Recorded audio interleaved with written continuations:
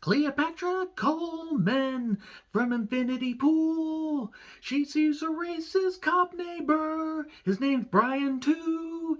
He commits a crime that she doesn't like. So she takes him hostage to make him pay with all of her might. It's a whole lot of nothing. It's a whole lot of nothing.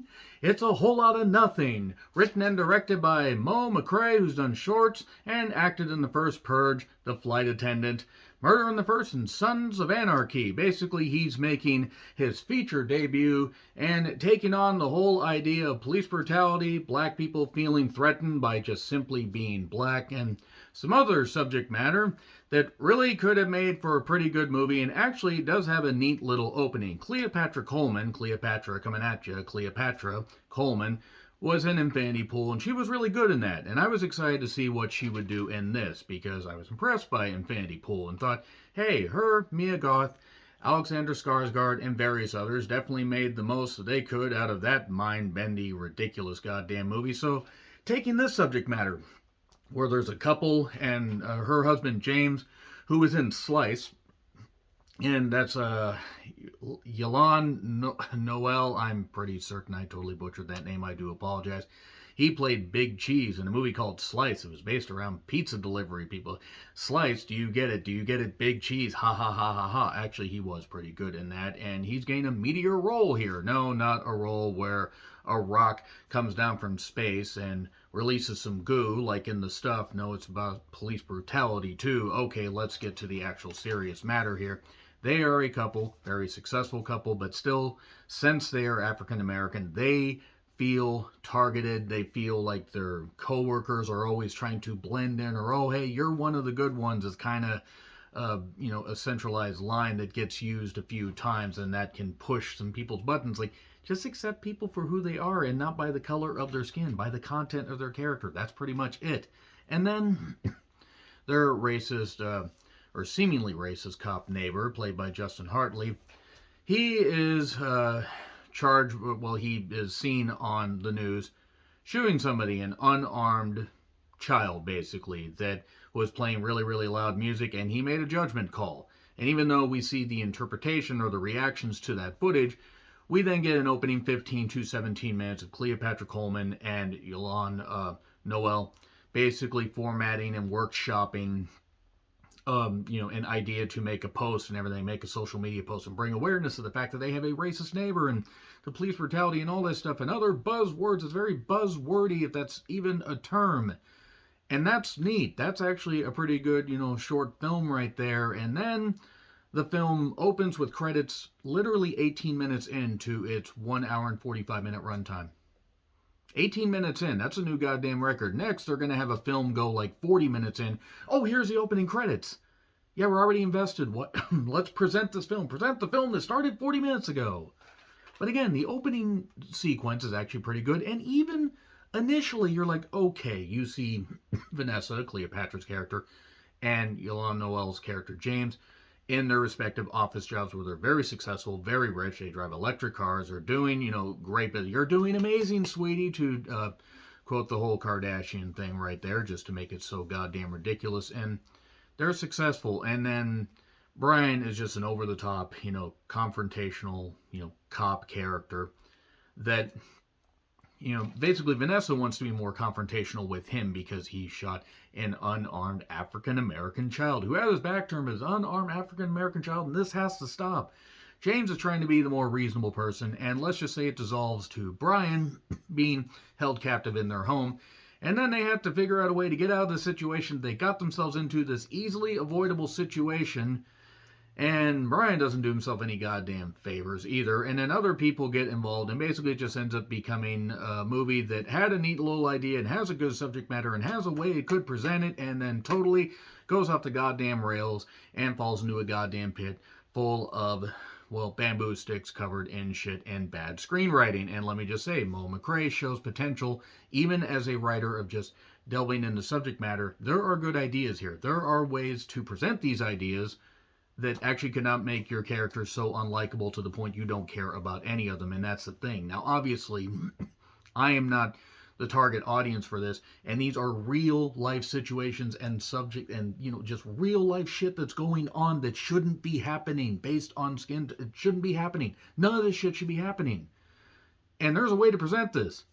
It isn't in A Whole Lot of Nothing. It certainly was, because A Whole Lot of Nothing is absolutely a very apt title. The only way they could have made it any more accurate if it was excruciatingly bad overacting with not very good execution, and that would have been way too goddamn wordy. So A Whole Lot of Nothing lives up to its goddamn title.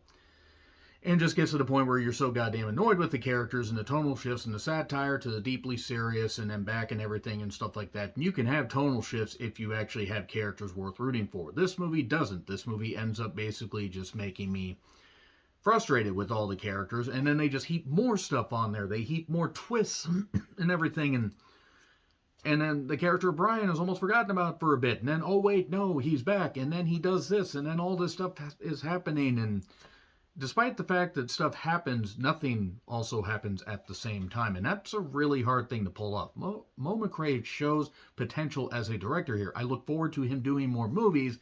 This was a total goddamn misfire, with a good beginning and with a little bit of good setup.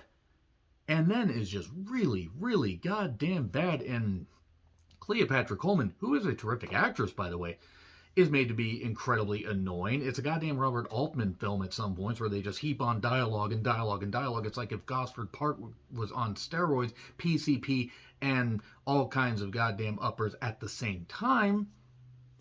It's a mess. It's a goddamn mess, especially when you get the whole captive thing going and it just, more characters get introduced, more characters are equally annoying. And then any of the twists and turns they try just end up being like, okay, what? Why are we doing this? Wasn't it supposed to be about this instead? Why don't just pick a focus? Pick a focus, because it gets too busy to the point you don't care about any of the stuff happening, any of the serious subject matter, because it gets buried and blended together in a quagmire of bullshit. That's it.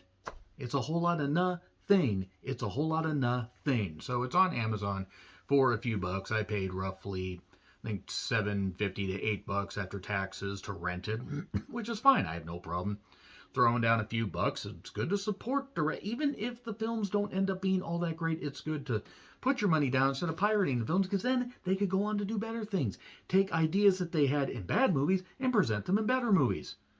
And that definitely could be applied to a lot of horror movies I've seen over the last few years. This was only horrifying for the fact that it wasted any potential that it built up in the beginning. Now, those are my interpretations. I could be labeled a complete goddamn idiot, and I usually am. But anyway, those are my thoughts. I am going to get into spoilers, just so you know. So that's your warning right there. We're going 3, we're going 2, we're going 1, and we're going spoilers.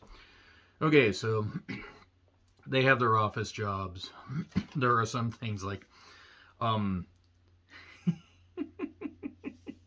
after the 1749, after the opening of it or whatever, they're talking about, one line that Cleopatra said that, or Vanessa said, that Brian said was like, oh, you people move in here and have no respect. I mean, to be fair, you really shouldn't say that. You shouldn't say that at all. That's just asking for goddamn trouble. That was asking for trouble back in the 1950s and 40s and everything, when they had stupid segregation because white people were really stupid, and still are now. I can say that as a white person.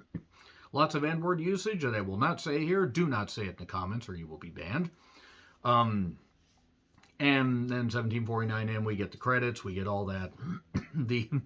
At one point, one of Vanessa's coworkers said, hey, I saw this thing down in the lobby or whatever about you remind me of the actress that was in the slave horror revenge movie. So it's either 12 Years a Slave or Antebellum. I'm not actually totally sure, because both were horrifying.